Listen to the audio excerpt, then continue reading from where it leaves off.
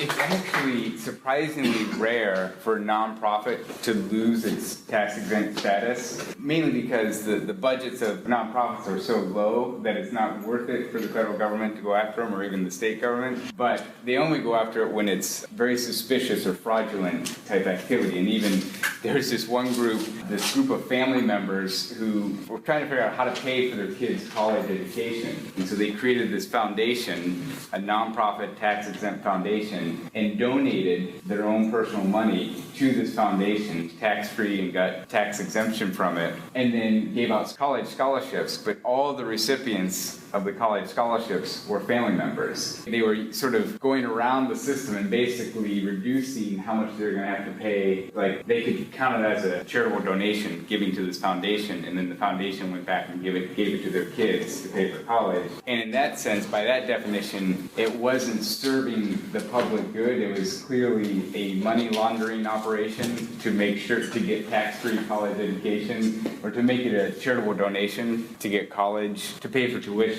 But in general, I guess what's surprising for me is that it's actually fairly rare for a nonprofit to lose its tax-exempt status, unless you do something incredibly egregious. If you just sort of are sloppy and just overwhelmed with your operations and you sort of forget to do something, the government's not going to come in and say, okay, you're done, you're out. It's more, unless you're doing something intentionally illegal, is when you'll get it. So, but a lot of people fear like, oh no, I'm going to lose my tax-exempt status because I didn't fill out this form or file this paperwork. It's actually pretty rare for that to happen. Yeah? That case you're talking about the family, did they go to jail? No, they had to pay the taxes that they should have paid. That's it? Yep. So, and we're going to learn about this. The nonprofit sector, the reason it exists, it's supposed to exist autonomous from the government. So the reason why you don't have to pay taxes is because, especially in the US, they want to give the freedom for people to set up organizations that are free from government interference. And so that's why you can have the NRA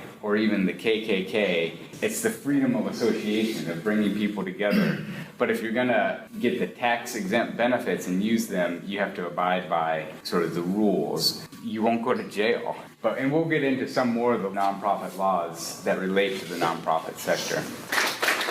That's a theme that's going to come up throughout this class, is the whole topic of salaries. Because a lot of you have said in your memos, like, well, how can I do this as a career? Or why do nonprofits get paid so less? Or why can't nonprofits make a profit so that the people can get paid more? A lot of things along that theme. And in a sense, I'm viewing you all as people who are going to be leading nonprofits. And so you set the budget for your nonprofit. And my sense is we lack the vision and the ambition behind what our nonprofit could be. And I guarantee if you go to a funder and say, here's our budget, and here's what we're going to pay the executive director and the CFO and the other people working for our organization, and you show a salary that's commensurate with the private sector, what you can communicate is saying, hey, listen, we want the best. We want to recruit the best people, most qualified people for this position. And so we're going to set our salary at a level that's commensurate with the private sector so that we can be competitive. And we're going to provide the same amount of benefits, vacation time, and all this sort of full package that you would if you're going to go work in the private sector. And the idea is most of the funders and the people that you're going to be approaching work in the private sector. And so they get it. They understand, and they understand the value of highly qualified employees. But oftentimes we sort of think, well, we shrink our vision, or we shrink what's possible, and then we undercut what we're able to do because we have high turnover of employees, or we have people who stay for maybe 3 or 4 years and then exit into the marketplace. So the idea is to think through, this is a profession, this is something that demands professionalism, and so we want to pay people at a level that's commensurate with that. But so often we sort of think, oh, well, we're going to reduce everything because we're a nonprofit, or because we don't want to look like we're paying people tons amount of money. So that's a theme that will continue to come up, but I think it's important to just keep hammering that home, because if you want your particular organization to thrive and be successful, you need to be able to recruit the best employees and not just get the ones who couldn't get a job job. And we were like, okay, well then I'll go work in this sector. So I'm going to cover the remaining part of the theory part, and then we're going to go into the worksheet that you guys worked on. So some people would ask about macro theories versus micro theories. Most of what I'm going to talk about is the macro theory, because a lot of the micro theory is going to play out in your nonprofit startup and just sort of the day-to-day details of running a nonprofit and the theories of how do you recruit volunteers, how do you brand and market your organization. What I want to do with this section and what I started on yesterday and we're going to continue with is these macro theories. What the macro theories allow you to do is think about the sector from like 30,000 feet in the air and be able to look at the big picture, because so often we get just buckled down into our little nitty-gritty day-to-day things. We're like, well, how do I fix this or how do I figure out that? And we forget the big picture, how all these parts are interrelated. And there's a concept in science called systems theory, and it's very widespread in the sense of that in every discipline, they're beginning to sort of think through in terms of systems, and systems are basically the interrelationship of components. So how the little sector that you're in is related and affected by the broader sector, the broader systems of society. So it could be the ecosystem, like the environment is one system, or the political system, or the financial system. And so it's beginning to think in terms of how these major systems influence your organization or influence the nonprofit sector. I'm going to show a video that the guy's pretty dry. I think he's British, who discusses this. But the reason why I like this video is it gives a really clear overview of what systems theory is, and then we'll go into how this specifically relates to the nonprofit sector. But this is system theory. In a holistic manner, based upon the model of a system. Let's start from the beginning. We can understand the world as things, that is parts or components, and their relations, that is how they are connected or fit together. So take a car, for example. It is made up of parts, car parts, such as the engine, wheels, and so on. These parts are put together or organized in a specific way so as to make them function as a vehicle of transport. Now we call a group of things that are not organized in this way a set. So we'd call a group of cups on a table a set of cups, because unlike the parts to our car, they have not been designed to serve some collective function. Because the group of cups is simply the sum of its parts, we would describe them by describing the individual properties of each card, and this would tell us everything we need to know about them. This approach to describing things is called analysis or reductionism. Reductionism is a traditional approach taken within modern science that tries to describe complex phenomena in terms of their individual parts. Now take the human body that is highly organized through a complex set of relations between its parts. Out of the arrangement of these parts in a specific way, we get the overall functioning of the living organism. Because the parts are so strongly defined by their connections and function within the body as an entirety, to properly describe the parts, we need to first understand the functioning of the whole body. This approach to describing things, that is, that we can best describe things by understanding their place within the functioning of the whole they are a part of, is called synthesis, and synthesis is the foundations of systems thinking. Thus, we have two different approaches to describing things. On the one hand, analysis that is interested in describing the individual components, and synthesis that talks about the relationship between these components and their functioning as a whole. Okay, so now that we know a bit about systems thinking, let's put our newfound knowledge to use. Say a car manufacturing company has employed us to design their next great model. Now we could take two different approaches to this problem, applying analytical thinking or our friend's systems thinking. If we approach the problem from a traditional perspective, we would start by analysing the car and looking for ways to optimise it. We might come away with a design that minimises the car's drag by reducing its height by a few centimetres to increase its fuel efficiency. Now if we apply systems thinking to this problem, we would start by identifying the car's function, that is, personal transportation, and the system it is a part of, the transportation system. From this perspective, we might not even need to design a new car at all, but end up designing some service that connects pre-existing resources to provide the same desired functionality. From this example, we can see how systems thinking is often employed when the current paradigm or way of doing things has reached its limit and gives us a fresh perspective on things. Systems thinking is the beginning of another closely related area called systems theory that goes on to give us a whole suite of tools for analysing and modelling systems and their interaction dynamics as they evolve over time. So we can wrap up by saying that systems thinking is an emerging paradigm within many areas from science to engineering and business management. It presents an alternative to our traditional modern analytical methods of inquiry by emphasizing the need for a more holistic and contextualized understanding of the world. So very dry in the presentation, but the point being that with our tendency as analysts is to think about, okay, my organization and how can I tweak my organization? How can I make my organization more profitable? How can I make my services more effective? And we try to do these little minor tweaks of it, when in reality, we could really benefit by pulling back and saying, okay, what's the purpose of our organization? What is our organization trying to accomplish, big picture, and how does that fit in to the broader scope of where this organization is situated? And so the idea is to think about, especially as you're thinking about the nonprofit that you're going to start up, thinking about how it fits in to the larger system. So if your nonprofit is related to healthcare, not just thinking about, oh, here's the one service I want to provide, but thinking about, okay, what's the state of the healthcare system in the U.S. and what are the implications of Obamacare and how does that system relate to systems, say, in Canada or in Sweden? And thinking about larger scale ideas when you're thinking about your little nonprofit. And so the tendency, we always gravitate towards, let's do little tweakings of our organization. We forget about the interrelatedness of the whole sector. And some of the theories that were talked about in the book is, one is this idea of organizations as open systems. The idea is that your organization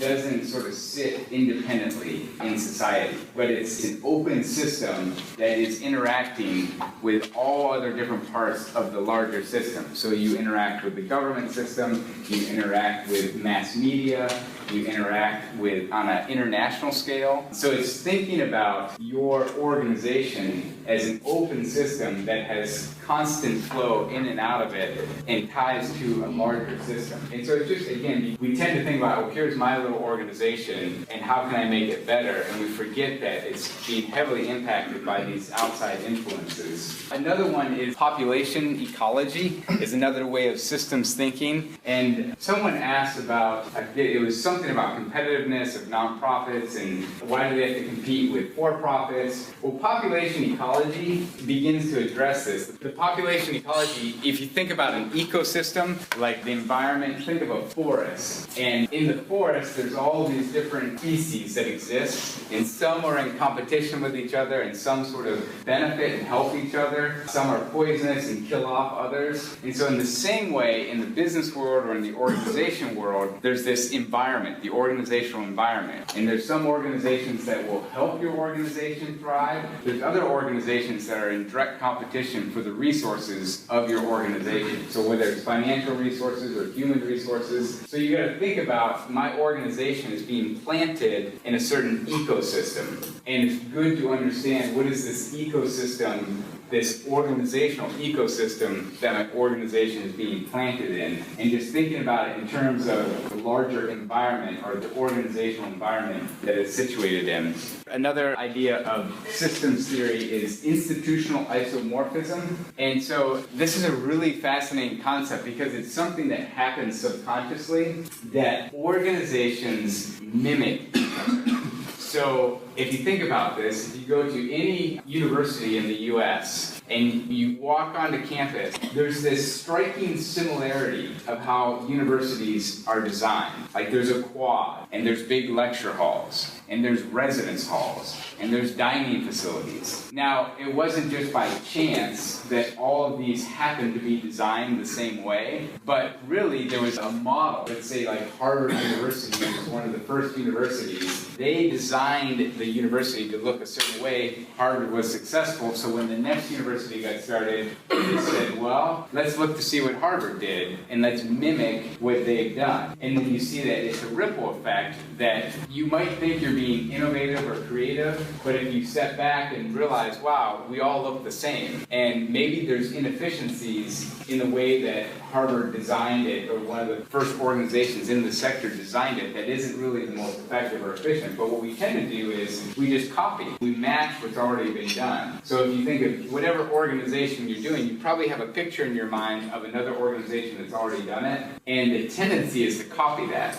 And so you almost have to actively resist that temptation, or at least look at it with a very critical eye, because the default is to copy it. And that's not always the most effective. And so that's what institutional isomorphism is. You go into any sector, and there's a lot of mimicking that goes on of how people run businesses. Even startups in Silicon Valley, even though that has only been around for about 15 years, 20 years, the model of what those organizations look like tend to copy each other. And there's problems with that. Not always. Sometimes there's good reasons for copying, but there's also drawbacks to sort of just passively adopting what the other organizations in your sector have done. And then the last part of systems theory is this idea of resource dependence. And so resource dependence is this idea that you might come in saying, hey, I want my organization to do this, provide this service. But your funder might come in, and he's a big funder, and she says that, hey, I really have a passion sort of for this service, but really I want to do this service. And if this is a big funder and you're dependent on her, then the tendency is that your focus might shift to respond to what your resource or what your funder wants to do. And then you sort of pivot a little bit this way, not too much, but just a little bit. And then over time, you become more and more dependent upon the funder, and so more and more of your activities and services reflect not what your mission is, but what your resource provider's vision and mission is. And the idea is that if you become dependent on these other outside resources, the tendency is to, it's called mission drift, where you shift your focus and it begins to reflect not your mission, but the mission of where your resources are coming from. So it's not just large funders, it could be the government. I mean, a good example would be HIV/AIDS prevention. And let's say there's a faith-based group that's getting funding from the government to do HIV/AIDS prevention, and their big thing is abstinence and sort of a focus on let's just deter sexual activity. But then the government comes in and says, well, no, we want to do condom distribution and needle exchange programs, and you have this huge grant from the government, and you're kind of like, uh-oh, what am I going to do as an organization? Because what they're asking me to do is something that goes against what my mission or vision is for this organization. And so there's a tension, but it's driven by this resource dependence. So in a sense, where you're getting your resources from can drive a lot of what you're doing as an organization. So again, all four of these are examples of where you just sort of sit there and think, here's my little organization as an isolated unit. You'll miss out on all these external factors that influence the effectiveness and success of your organization. So yesterday and today just sort of gives a broad picture of the theories related to the nonprofit sector, but these theories really relate much more broadly than just nonprofits, but it just happens to be our sector is the nonprofit sector. But this really applies to whatever organization and whatever field you're going into. And then for the remainder of the class is more of the micro theories, so sort of the nuts and bolts of running a nonprofit. What I want to transition to is going through the exercise of how you work in groups, because in about 15 minutes we're going to be forming you into teams, but I thought it'd be helpful to kind of know everyone's different in how they approach teamwork and working in teams and groups, and it's helpful first to know how you're oriented, and sort of like, oh yeah, I guess this is the way that I approach problems or tasks or group work, but then it's also then helpful for the other people in your team to know how you operate, so they're not like, man, why is this person such a stickler for details and like so time and task oriented, and then the other one saying, well, why is this person so just visionary and pie in the sky and kind of never landing the plane? Well, both are valuable, both can be frustrating, but it's helpful if you sort of know, oh, okay, this is this person's strengths, and this is some of the weaknesses or drawbacks that come with it. So what I want you to do is, so you're sort of in your areas of orientation, and I want you to pair up with like 4 people in your area, so find 4 other North people, and pair up, find 4 other sort of like-minded, I don't know what's over here, south, east. And I want you to go through the questions on the sheet, and you guys might not have them, so I'm going to rewrite them up here. But basically, pair up into 4, and I want you to talk about the strengths of your style and the limitations of your style and the style that you are least amenable to. Like, you know what you are, and then when you read the other ones, you're like, oh yeah, that kind of person frustrates me, or that's a challenging person to work with who's like a southerner or something like that. So pair up into groups of 4 and talk about the strengths of the style and the limitations of the style. Okay, so I wanna hear from you guys. Basically, I want each orientation to sort of say, okay, we're the people from the north, and here's what we're known for, we're the people from the south. And I just want to, so that everyone sort of has a good sense of what the different orientations are. So we'll start at, what is this, north? North, okay. So you guys, can someone describe to the rest of the class what northerners are like? Yeah. So we do it. We're just task-oriented, doing things nonstop, and just to get things done. And then if there's a problem with something, we go back and fix it later, whenever we feel that it needs to be fixed. But the more things we get done, the more we feel accomplished. Big risk takers. We don't really like to sit back and think things through before it happens, just going for it and seeing what happens after that. Cool. So you probably want a northerner on your team, at least one northerner, so that you actually get it done. And then back there, south, right? Okay. So we like to know about everybody's feelings so we can take that into account. So some of the strengths that we said is we're very considerate, we're compromising too, we want to make sure that everybody's voice is heard. But that also leads to some limitations because it might be time consuming or it's hard to solve something perfectly and having everybody be happy with what we come up with. Okay, yeah. So it's the peacekeepers and making sure that everyone's okay with, before we make this decision, before we move forward with this action, is everyone okay with this? And so it's almost like you guys shouldn't be sitting so close to each other because you're like the bulldozers and you get the people holding up the white flag saying, wait a minute. So, okay, and the Easterners.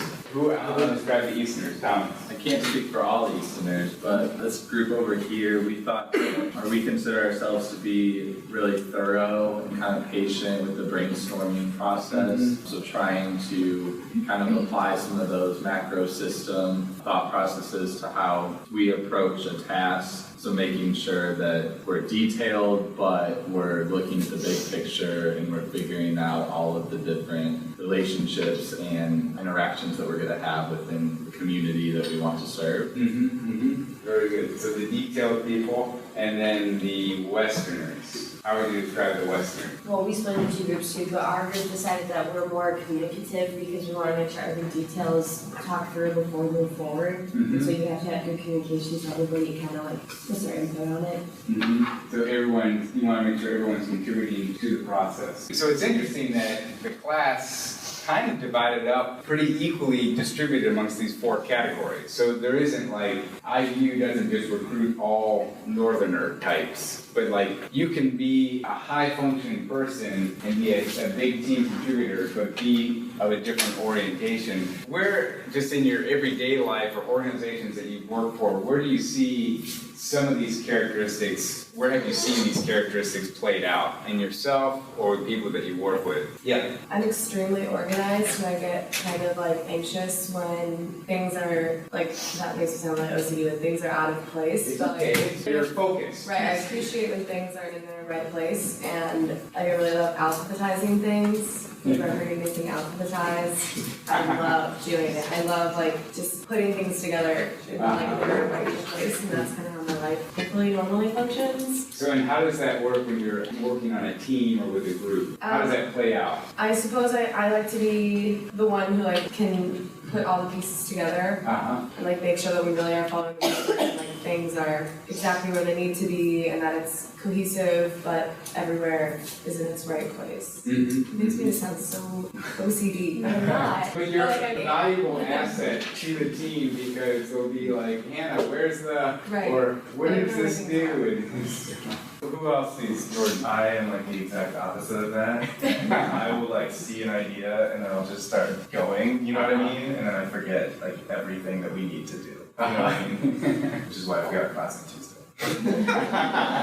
Yeah, I could actually, just by how you even approach this assignment, dictate sort of, or begin to predict what your profile is, because the detail-oriented people got it, read it, and said, okay, this is what I am. The people who are like, I'll just show up, and I'm sure I'll figure it out.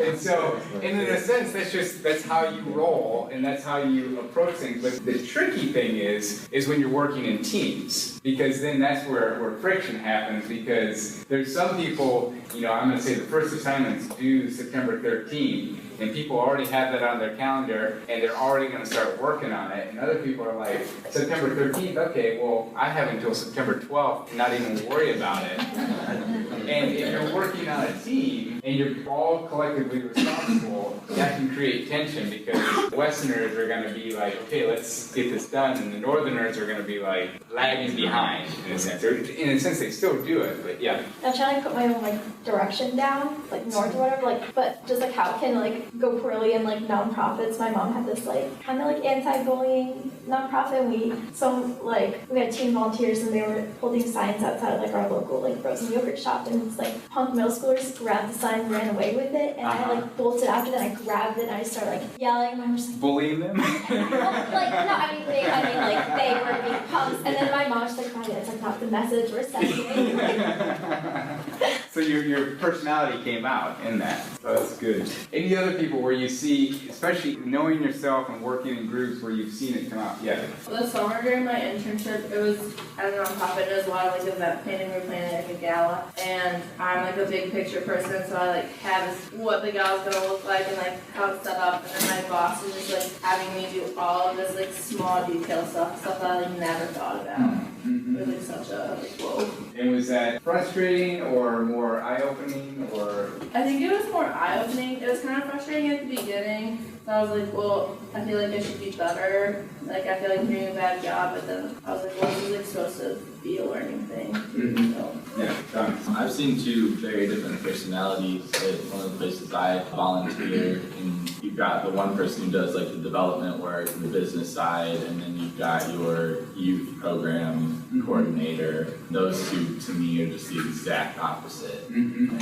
how lax one can be and free-flowing, and the other one being so precise. So it's interesting to see the two different personalities. Sure, yeah, and some of it then is delegating responsibilities of okay, if some people are particularly good at this type of task, just saying, okay, I trust you, you go and do this, and you go do this one. Part of it is also being a good team player of okay, I know my tendency is this, and I know that sometimes it's a strength, but when I do it in overkill, it's a strength out of balance, and it becomes a weakness or a liability. And so a lot of it is sort of recognizing, okay, this is who I am, and when I come to a team, these are the strengths that my posture brings, but if I kind of go overboard on it, I'm going to drive my team crazy. And also, you're not just one of these.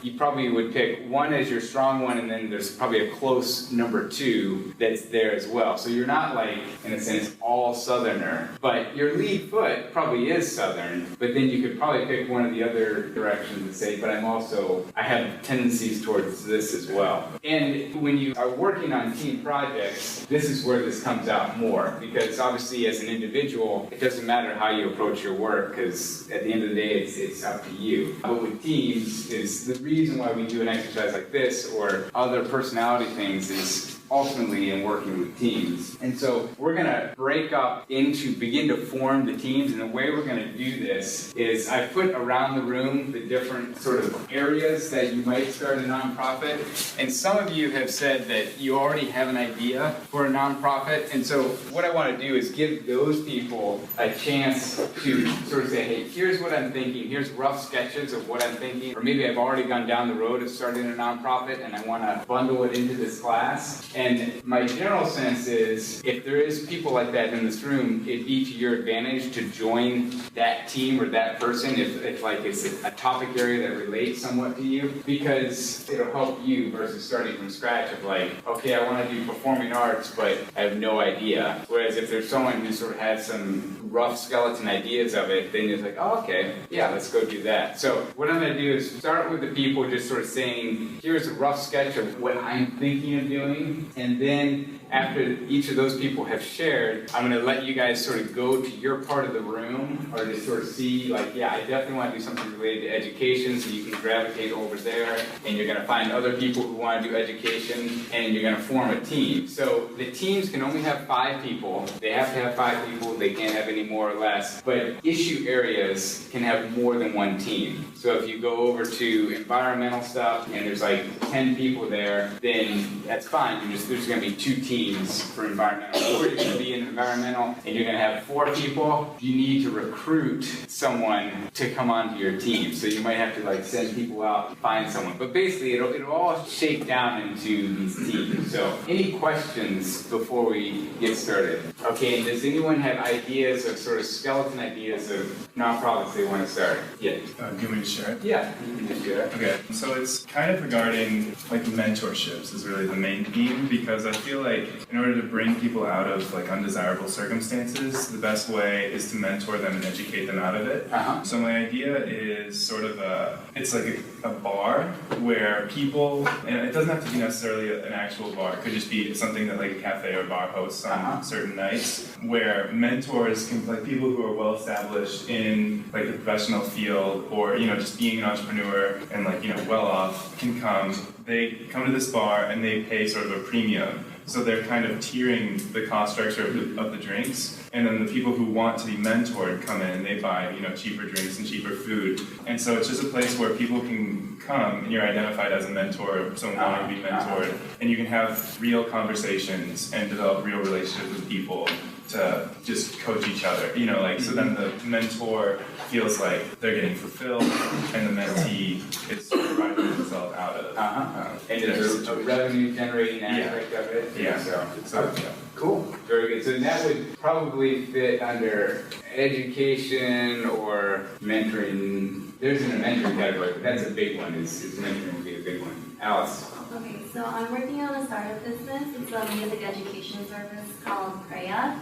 And basically what we do is provide customized lesson plans for students. And we're starting with piano because my team is all piano, but later we want to branch out to all different instruments. And we want to be able to provide real world skills for people to lead creative lives through music. So we're not trying to build like the next world famous pianist or something like that. We're just trying to have people find their own path through our curriculum. And with classical music, there hasn't been that much change since like Mozart's time. But our curriculum, we have a team of people in our research and development that's going to update our curriculum every 6 months to follow the trends. So if students don't want to learn it the classical way, we'll teach them in a way that they want to learn. So our thing is unlock the musician within. Nice. Very good. Anyone else? Yeah. I'm actually working on something with a friend, and it's like a multimedia branding platform. So it would kind of be like similar to an artist going to a record label, like signing a contract with them, and then they set up their promotion deals, like the 360 deals, and basically advertise and promote their artists.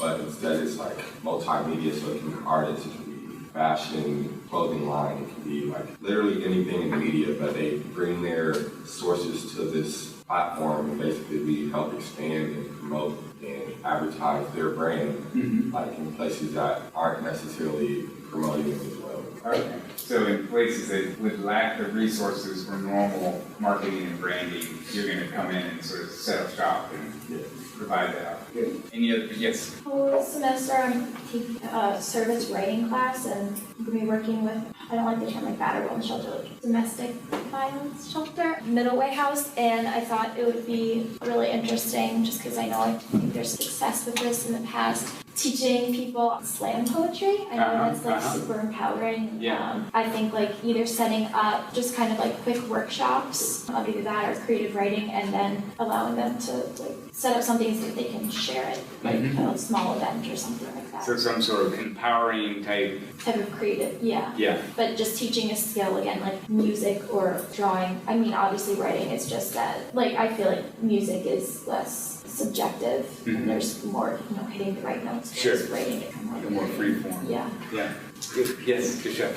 So I'm a psychology major, and I really would like to go into therapy of some sort. Thinking of recreational therapy, just because everybody's not comfortable with just sitting and looking at someone and telling them about their problems. So I like the idea of teaching people different skills. I enjoy sewing. So like teaching them how to sew, like while they're doing that, learning how to do a different skill, they're also able to talk. They're not focused on me, they're focused on whatever they're doing. So it's kind of like a reverse psychology type thing, I don't know. But providing a different, an alternative context for counseling or therapy that's safer, in a sense. Yeah, no, that's good. Yeah, Thomas. My idea is copying this woman in Indy. She had a restaurant and she was working with the local farmers to get a lot of the produce and meats and all that jazz, and then she opened up a cafeteria that reflected the same type of whole food diet, and that's volunteer based, so it's kind of like a hybrid. And so people in the community that are low income or less privileged or whatever the case is, they get to share and have the same foods that people of higher income are eating. To me, it kind of brings those classes together, and I'd like to add an educational component, not only to the lower income or less privileged people to have a better relationship with food, but also an educational component that boosts the chefs or the people that are interested in the actual culinary aspect of the organization. This is good. You guys have good ideas. Now, and in a sense, these ideas are going to morph. So, Alice might say, I want to teach piano or something, but it might morph into all types of music, or it might morph into a community-based music school or something. But the idea is to begin, okay, I want to do something in this org or arena, and finding other people who want to fit that. So I'm going to let you get up and sort of just mingle around the room. The goal is to find a team of 5 people, and what you need to do is form a team, and then write down your names and email addresses, and then come up with sort of a rough sketch of what your organization will be.